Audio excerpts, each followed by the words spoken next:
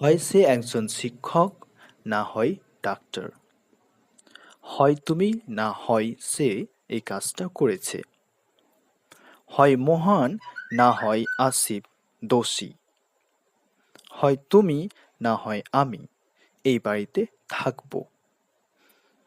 মোহন এবং আসিফ কেউ সেখানে যাবে না। না সে একজন শিক্ষক, না ব্যবসায়ী, কোনটাই নয়। তো viewers, I hope we all are doing great.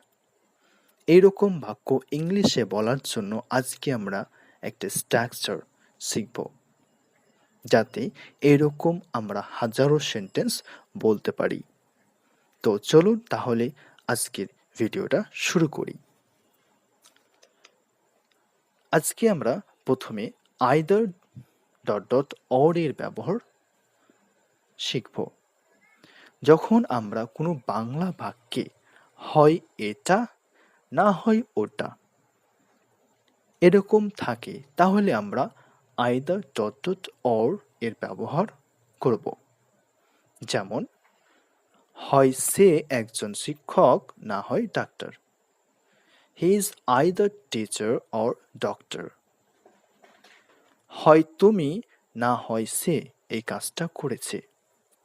Either you or he did the work. হয় মোহন, না হয় আসিফ দোষী।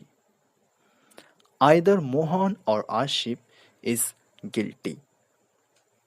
হয় তুমি, না হয় আমি এই বাড়িতে থাকব। Either you or I will stay this house. আশা করি বুঝতে পারছেন। এরপরে আমরা শিখব নেইদার ডট ডট ডট নর এর ব্যবহার। যখন আমরা কোনো বাংলা বাক্যে এটাও নয় ওটাও নয়, দুটির মধ্যে একটুও না, বা দুটির মধ্যে কোনটাও না এরকম যদি থাকে, সেই ক্ষেত্রে আমরা নেইদার ডট ডট নর এর ব্যবহার করব। ফর এক্সাম্পল, মোহন এবং আসিফ কেউ সেখানে যাবে না। নেইদার মোহন নর আসিফ উইল গো দেয়ার। এই ক্ষেত্রে কিন্তু আমরা নটের ব্যবহার করব না।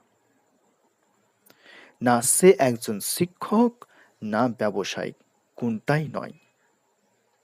হি ইজ নেইদার টিচার নর বিজনেসম্যান। না সে, না আমি, কেউ এই ব্যাপারে দায়ী না। Neither he nor I am responsible in this regard.